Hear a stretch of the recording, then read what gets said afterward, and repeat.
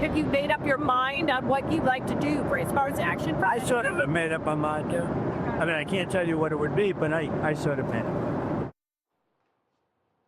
President Trump puts Venezuela on notice as the Pentagon launches Operation Southern Spear. This is now a named operation to target narco-terrorist networks across Latin America. Let's break it all down here at the Wall. About 25% of all deployed U.S. warships are now in the Caribbean with the arrival of USS Gerald Ford, the newest and largest warship in the U.S. Navy's inventory, joined by dozens of other warships, including guided missile destroyers, have a few guided missile cruisers in there, Lake Erie, USS Iwo Jima, an amphibious assault ship, of course, loaded out with 2,000 Marines in full combat load.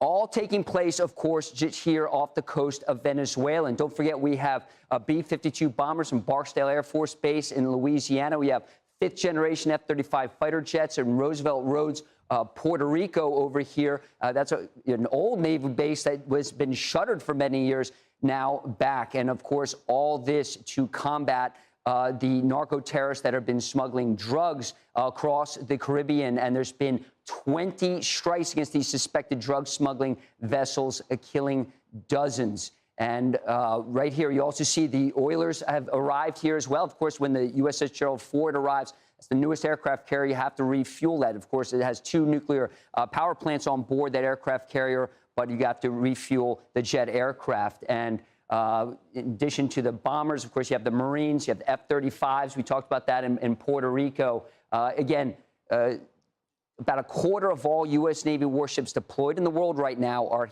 here off the coast of Venezuela in the Caribbean, ready for any potential orders from the commander-in-chief to strike. And with that, let's bring in our guest, Rebecca Heinrichs, a Hudson Institute Senior Fellow and Foreign Policy Expert, no stranger to the program. Good morning, Rebecca. Good morning, Lucas. Good to see you. Do you think regime change is possible in Venezuela? Something we've heard many questions asked to President Trump.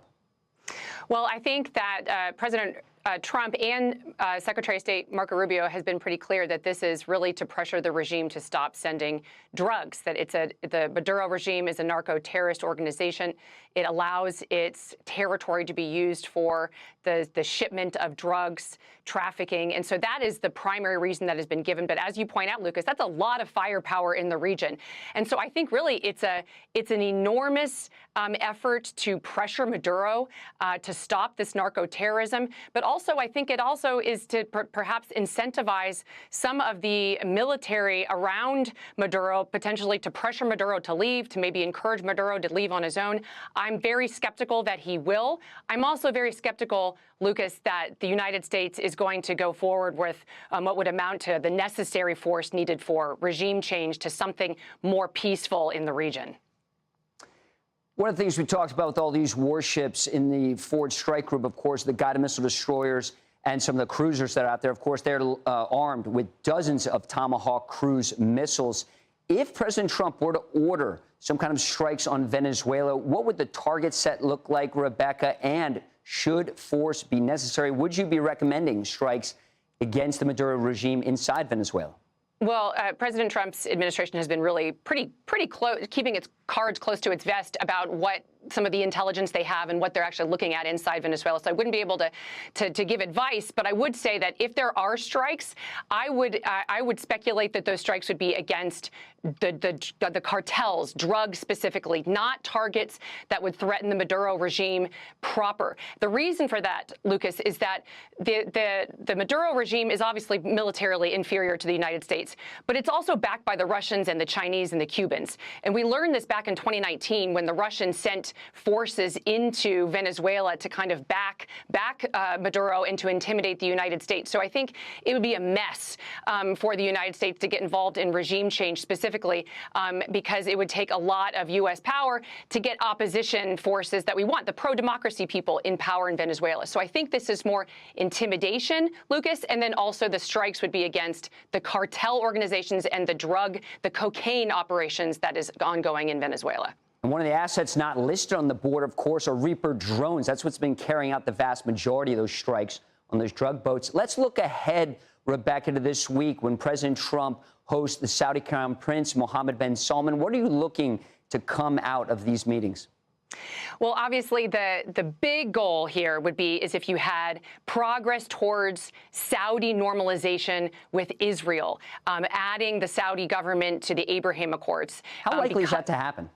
I think it's still not yet. I think it's still probably premature, but that's always the goal because of Saudi Arabia's significance in the Muslim world. Obviously, it's the home of Medina and Mecca, key holy sites for the Islamic community. And so to have that progress would be massive for greater stabilization in the Middle East. I think that this is going to be more United States collaborating with the Saudis militarily, greater integration, the weapon sales from the United States going to Saudi Arabia. And all of that would be good because we don't want the Saudis to be buying weapons from the Chinese. So we want to pull the Saudis more into our corner. Quick yes or no, Rebecca, to put you on the spot. Should F-35 stealth fighter jets be sold to the Saudis? I think it would be okay as long as the Israelis do not oppose. And the Israeli government said as long as normalization comes first, they would be comfortable with that sale. Well, thank you, Rebecca Heinrichs. Appreciate you stopping by. Thanks, Lucas. I'm Steve Ducey. I'm Brian Kilmeade. And I'm Ainsley Earhart. And click here to subscribe to the Fox News YouTube page to catch our hottest interviews and most compelling analysis.